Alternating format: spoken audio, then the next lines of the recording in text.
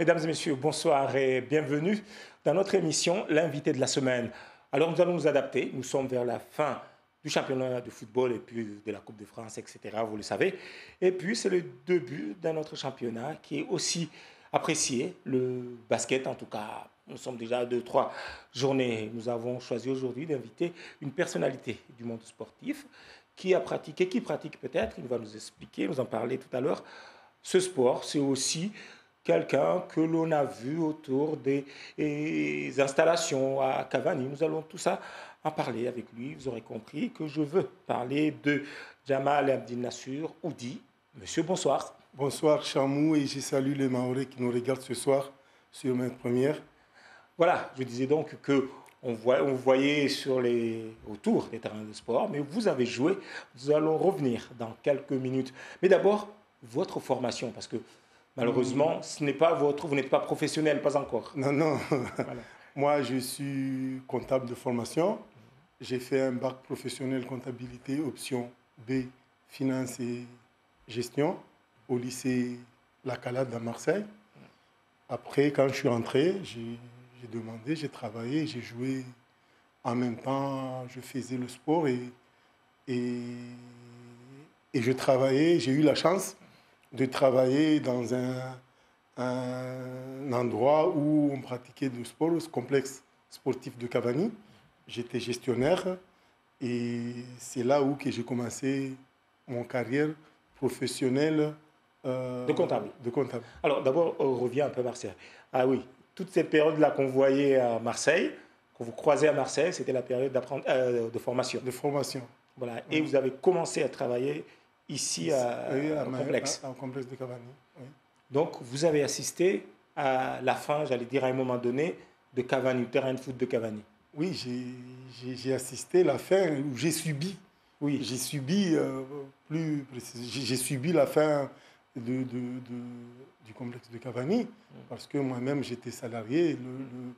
La structure, bon, ça s'appelait plus complexe de Cavani, ça s'appelait AGSDM. J'étais là, j'ai vu quand ça a sombré.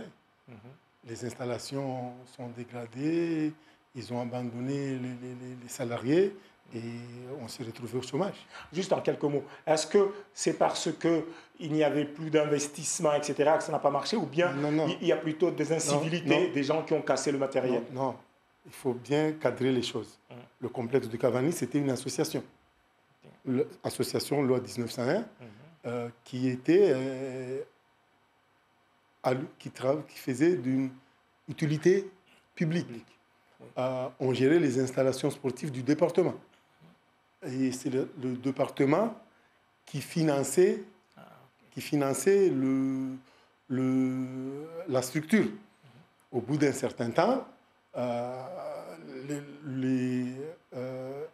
le département a arrêté de subventionner régulièrement la structure et ça a déposé bilan et les salariés se sont retrouvés au chômage. C'est dommage parce qu'à un moment, on voyait, il y a même des gens qui venaient de l'extérieur, oui. qui étaient Oui. hébergés là. Oui. Il y avait une belle vie, il y avait même Oui. des matchs, j'allais dire, pratiquement internationaux, contre des Malgaches, contre des gens qui venaient de l'Union des Comores, etc. Avant, c'était toutes les... bon, il faut noter que depuis que la structure a déposé faillite, a fait un dépôt de bilan, il n'y a plus de matchs, on ne voit plus les matchs de Coupe de France à Mayotte. Et les matchs de Coupe de France, ça se jouait, le 7e tour se jouait au stade de Cavani. Et moi, j'étais parmi les acteurs qui organisaient, qui préparaient le terrain, qui préparaient la rencontre sportive en elle-même. Alors j'imagine que vous êtes satisfait de voir que Cavani est en train de renaître. Oui, je suis satisfait parce que quand il n'y a pas d'infrastructure sportive et avec l'État, on sait que plus de la moitié de la population mahoraise a moins de 25 ans, c'est la jeunesse. Quand on laisse abandonner la jeunesse, là, il n'y a rien qui peut y aller. Il faut penser à l'avenir de ces jeunes-là, dans des structures sportives, scolaires, tout ça. Ça va de soi. Alors, je disais tout à l'heure que la plupart de ceux qui vous voient ou qui parlent de sport avec vous, j'imagine, vous parlent de basket. Moi, je vous ai plutôt vu en foot, n'est-ce pas? Oui, j'ai joué. J'ai eu la chance de jouer dans un ancien grand club à l'abattoir qui s'appelait 11 Rapides. C'est là où que j'ai commencé mes débuts de football. J'étais tout jeune et j'ai joué déjà en excellence avec en DH. oui. En DH, j'avais pratiquement 15 ans, 16 ans. J'ai joué avec les grands. Et après, j'ai joué jusqu'en 89. Oui, 1989. Oui, c'est là où je suis parti à Marseille. Après, quand je suis retourné, j'ai joué une ou deux saisons. Après, j'ai abandonné le foot. Alors, j'imagine que maintenant, vous regardez des matchs Les matchs de football. Les matchs de foot Non, je ne regarde pas. Alors, franchement, vous nous dites que vous avez joué très jeune au niveau de l'élite ici à Mayotte et puis vous avez tourné le dos. Je joue plus au foot, je regarde plus, je m'intéresse plus au foot.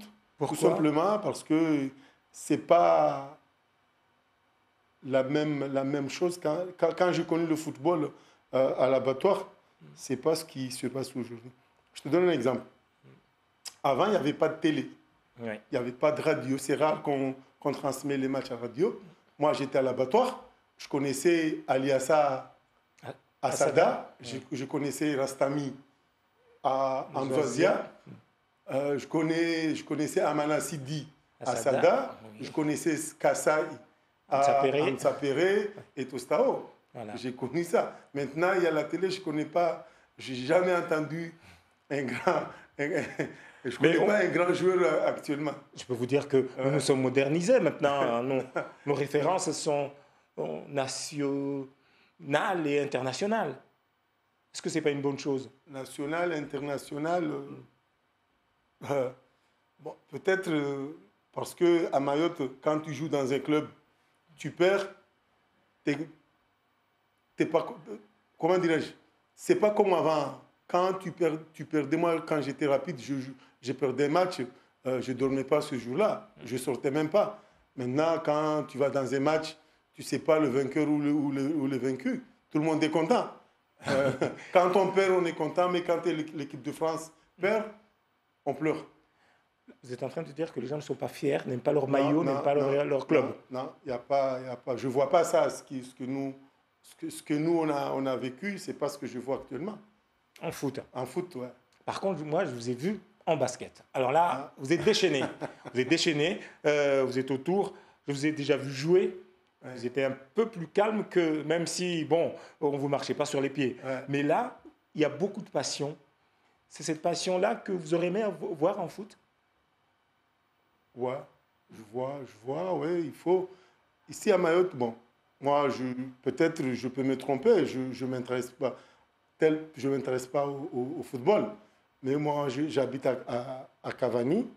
Je vois à Mayotte, tout le monde le sait, il n'y a qu'une seule équipe de foot que tout le monde se mobilise dans le village. Dans le village, c'est le FCM. À part ça, je ne vois pas. Ils ont gardé ce qu'il y avait avant. FCM, ils ont pu garder ça. Mais à l'abattoir où... moi, je connaissais l'abattoir Pamandi. C'est là où j'ai vécu. L'abattoir Pamandi à côté. Il n'y a pas cet engouement qui est à Msapere avec l'FCM. Alors, au niveau du basket, là, on vous voit dans le basket et vous êtes à Fuselip, c'est ça? Oui. Vous avez fait un grand voyage. Mais le basket, est-ce qu'on peut dire que le basket, à Mayotte, s'est démocratisé? Parce qu'avant, il y avait, comme on dit, l'abattoir, Msapere, un peu Mamoudzou et Sada. Là, il y a tout le monde. Je te donne un exemple. Là. Là, on va en Coupe de France, en demi-finale de Coupe de France. En demi-finale de Coupe de France, il y a 4 équipes qui vont jouer cette demi-finale. Ces 4 équipes, je parle de catégorie masculine. Ces 4 équipes sont tous de la commune de Mamoudzou. De Mamoudzou? Oui.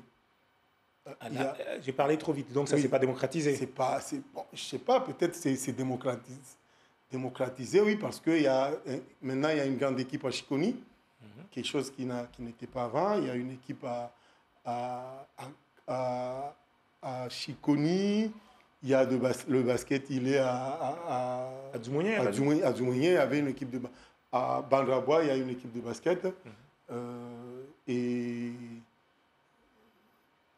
qu'est-ce qui fait justement que le basket... Ce que j'ai peur, moi, que le basket se fasse comme le football en petit air. Ça veut dire? Ça veut dire parce qu'avant, les grandes affiches, c'était Vautour Jeux d'Afrique. Oui. Jeux d'Afrique joue en 4e division. Aujourd'hui. Il y avait Jeunesse Canon qui suivait. Il est en 2e division. En prêt, on dit maintenant, c'est en pré-nation, en pré-national. Maintenant, il y a 2 équipes en élite, en National 3. C'est le Vautour et le Rapide Éclair. Est-ce que on n'est pas en train de subir... Bon, la commune de Zaoudi, l'abattoir et Pamandi, ne va pas subir ce qu'ils ont subi, ce qu'on a en football. C'est-à-dire subir comment? Subir voir les titres où les grandes équipes prennent la boutre pour aller de l'autre côté de la grande terre. Il faut se poser cette question-là. Mais alors, d'après vous, pourquoi ça marche, par exemple, dans Mamoudzou? Vous venez de nous montrer, de nous dire que les 4 demi-finalistes sont de Mamoudzou. Est-ce qu'il y a la municipalité qui donne des sous? Est-ce qu'il y a plus de sponsors? Est-ce qu'il y a plus d'engouement? Ça, je ne sais pas vous dire ça parce que moi, je n'ai jamais été dans un bureau d'une quelconque équipe. Moi, je suis sur le terrain. Moi, ce que je compte, je vois les joueurs, les matchs, mais ce qui se passe dans le staff administratif, je ne connais pas trop. Moi, je vous ai entendu parler, par exemple, des Jeux des îles. Là, nous sommes en train de préparer les Jeux des îles. Par exemple, même au niveau audiovisuel, en ce moment, il y a l'association des radios-télévisions de l'océan Indien qui se prépare pour pouvoir organiser pour la retransmission à Maurice. En basket, votre sport désormais favori, Mayotte était favorite la dernière fois. Mayotte n'a même pas pu aller se qualifier pour la fiche finale. Et on a pointé du doigt l'encadrement technique, etc. Est-ce que vous vous dites que là aussi Mayotte a des progrès à faire ou bien qu'est-ce qui se passe? Ça c'est une question... C'est pas un piège. Moi, bon, je ne sais pas, parce qu'il n'y a pas de secret, il n'y a pas une règle à suivre pour préparer une sélection, chacun a sa méthode. Je ne sais pas ce qui s'est passé, peut-être les autres équipes ils étaient plus performants que nous. On a perdu, c'est tout, mais bon, et pourtant il y avait des grands entraîneurs qui encadraient cette sélection. Alors, je vais parler autrement. Oui. L'entraîneur de guadeloupéen des Seychelles a dit la meilleure équipe sur le terrain, c'était Mayotte. Sur le terrain, c'était Mayotte. Selon lui. Il a dit la meilleure équipe, c'était Mayotte. Peut-être Mayotte était meilleur parce que Mayotte, en 2011, Mayotte avait fait une bonne prestation aux Seychelles. Ils ont gardé cette image. Et en plus, c'était pratiquement les mêmes joueurs, avec un renfort de notre national Kadri. Ça devrait marcher. Mais pourquoi ça n'a pas marché? Ça, c'est pas à moi de poser la question. Je pose la question aux techniciens. C'est pas à moi. Moi, bon, peut-être il y a eu contre-performance des entraînements de préparation. Moi, je n'étais pas là, je n'étais pas associé, je ne peux pas dire, mais moi, j'ai noté une chose, c'est tout, que les entraînements se préparaient pratiquement parce que c'était au mois de Ramadan, après la grande prière de Ramadan, c'est-à-dire vers 22h. 22 heures, c'est les entraînements à se préparer de 22 heures à 23 heures. Moi, je ne suis pas préparateur physique, mais à ce temps-là, le corps humain n'est pas adapté pour s'entraîner. Pour faire du sport, c'est ça. Pour faire du sport. Moi, ça n'engage qu'à moi. Mais bon, je ne peux pas aller au-delà. Je sais que vous avez accompagné des jeunes. Oui. Aux Jeux de jeunes, je ne sais plus c'était en quelle année. Je suis allé en 87. J'étais allé en tant qu'arbitre. Les premiers Jeux de jeunes de l'océan Indien à La Réunion. J'étais allé en tant qu'arbitre. Je suis allé en 87 Grèce, à la Grèce, au Crète. Crète, oui. J'avais amené des jeunes. Et après, je suis allé en 87 aux Jeux des îles à Madagascar et en 91 aux Jeux des îles aux Seychelles. Est-ce que, selon vous, avec ces efforts qui sont faits, on devait avoir beaucoup plus de jeunes Mahorais au niveau national, en tout cas à un niveau beaucoup plus intéressant que ce que nous avons aujourd'hui? Ce que vous venez de nous dire, qu'il y a des sorties, donc il y a des préparations. Il y a des préparations. Moi, le problème se passe au niveau de l'encadrement et au niveau des jeunes eux-mêmes. Encadrement des équipes. Encadrement des équipes et de la jeunesse. Moi, je suis à Cavani. Une fois, on est venu me chercher d'aller entraîner des cadets. Il y a 5 ans de ça. J'ai dit au président, oui, je viendrai t'aider. Et dès l'équipe, je suis allé. Mais c'est des enfants qui regardent la télé, qui savent comment il faut dribbler à la télé. Ils ont appris à dribbler avec la télévision. Ils ont appris à shooter avec la télévision. Quand tu vas, eux, ils se voient qu'ils sachent, parce qu'ils ont vu ça, un Américain le faire. Ils vont au terrain, ils refont la même chose, mais pas la même chose. Ils essayent de faire. Et quand toi, tu vas, tu leur dis, ça ne se fait pas comme ça, il te dit non, ce n'est pas possible.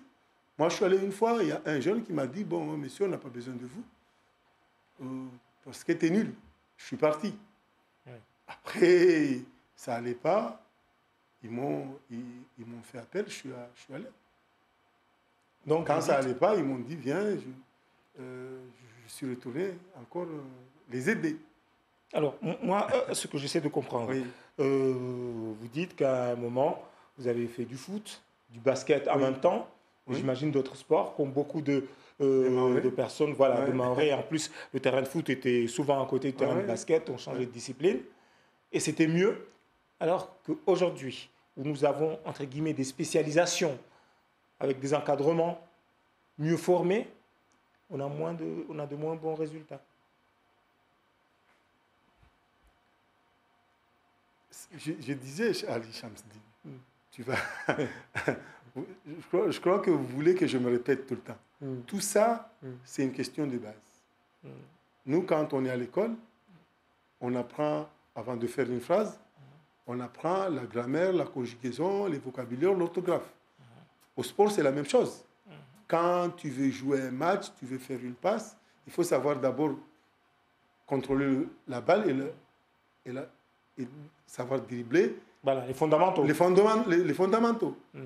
Et nos joueurs, pas tous, mais la plupart de nos jeunes, ça leur manque des fondamentaux. C'est ces fondamentaux-là qui bloquent pas mal de nos joueurs. Ils ont du talent, ils ont des capacités physiques, mais ils ne sont pas forts mentalement déjà, et ça leur manque des fondamentaux, énormément. Et qu'est-ce que vous me répondrez si je vous dis qu'à La Réunion, ils disent qu'en basket, à Mayotte, c'est le top au niveau peut-être des formations, au niveau... parce qu'ils viennent ici, ils perdent. Quand tu viens, nous, on a l'envie. On a l'envie. Il y a 2 ou 3 équipes qui ont l'envie de jouer. Quand il y a deux ou trois équipes qui ont envie de jouer, BCM, il a les moyens. Ils ont pris des joueurs. Il a les 2 meilleurs joueurs malgaches jouent au BCM actuellement. Quand on gagne, bon, je parle autrement. Vous me dites que nous, on est fort. Regardons au niveau national. On a combien de jeunes joueurs mahorais qui sont dans les espoirs à Métropole? Et La Réunion, ils en ont combien? Donc nous ne sommes pas plus forts qu'eux. Ça dépend. On est fort. Peut-être on gagne des matchs. Prenons l'exemple inverse.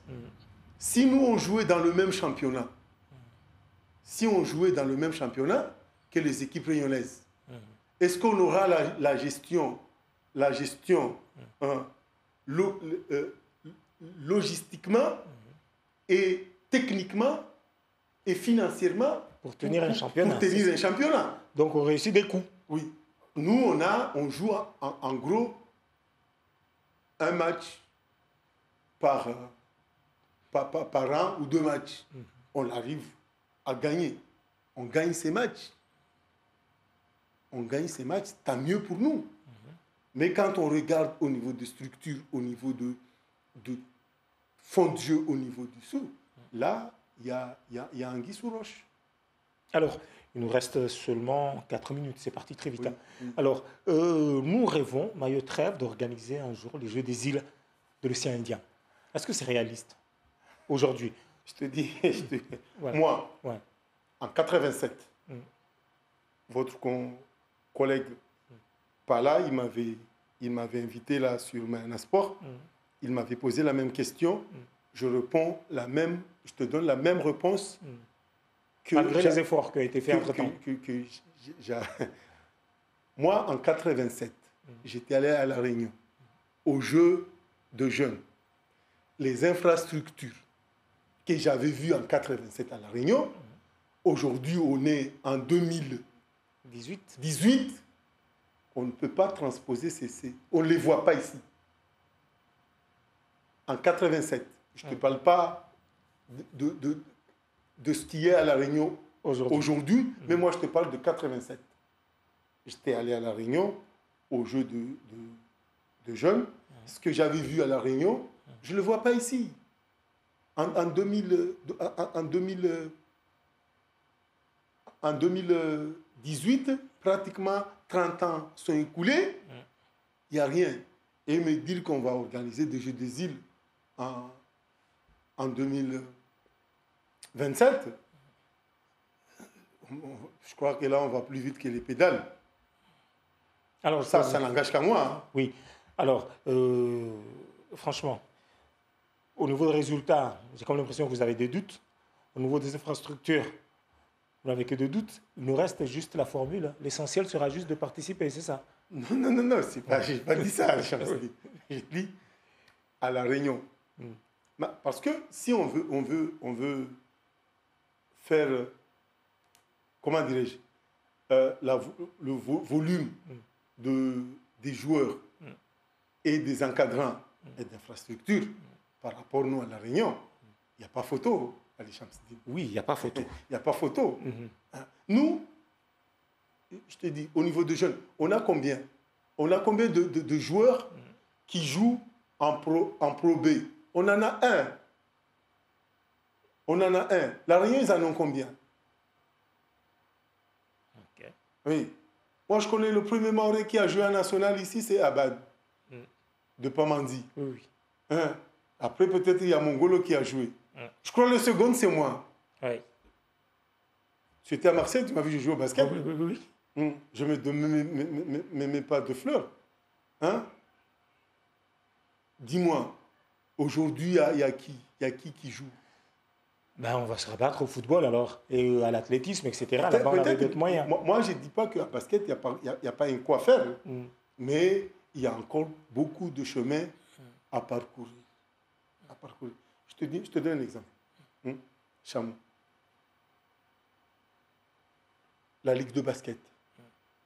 En 98, on était sous tutelle. En 85, on était sous tutelle. En 2018, on est sous tutelle. Dis-moi, qu'est-ce qu'on peut faire pour pouvoir... Le basket à Mayotte, c'est représenté par la Ligue. Ce n'est pas les équipes. Les équipes, eux, ils jouent. C'est les gens qui doivent faire la politique d'avancer et de progresser le basket, c'est la Ligue. C'est lui qui est le représentant de la fédération à Mayotte. C'est lui qui doit faire. Dis-moi, au bout de tous les c'est devenu, bon, je ne vais pas dire ça, c'est devenu peut-être comme tous les 5 ans, on est sous tutelle, c'est pas possible. C'est comme à côté, tous les 10 ans, il y a un putsch qui... Oui, une dernière question. Oui. Une dernière question. Malgré tout, au niveau sportif à Mayotte, est-ce qu'il y a, comme on dit, il y a de quoi faire? Il y a de la matière, il y a du savoir. Il y a des très bons jeunes. Il y a des très, très bons jeunes. Très, très, très bons. Moi, je vois, j'ai vu des jeunes jouer, mais ils jouent à l'âge de 18 ans, ils perdent le fil. Que ce soit au football ou au basket. Ce qui manque, c'est la volonté. Je ne sais pas. C'est la volonté ou c'est le système ou c'est... Alors, je vais dire quelque chose. Ouais. Ce qui manque, c'est la volonté politique d'investir dans le sport à Mayotte. Peut-être, oui. Ouais, ça, c'est aussi parce que... Moi, j'ai entendu dans les zones de Mayotte Première, le président, comment dirais-je, le DTN, oui. le DTN de football. Il était venu ici à Mayotte. Il a parlé de quoi? D'infrastructure. Il a parlé d'infrastructure. Le représentant de la fédération de basketball, il est venu. Il a parlé d'infrastructure. C'est lui qui viendra encore, il parlera d'infrastructure. Si les infrastructures ne suivent pas, le sport ne suivra pas. Eh ben, on va s'arrêter sur cette phrase qui va rester dans la mémoire de beaucoup. Ben, sans infrastructure, le sport ne se développe pas. Merci beaucoup. J'allais dire en similaire d'être venu nous voir. Bonne soirée, Ali Chamsdine.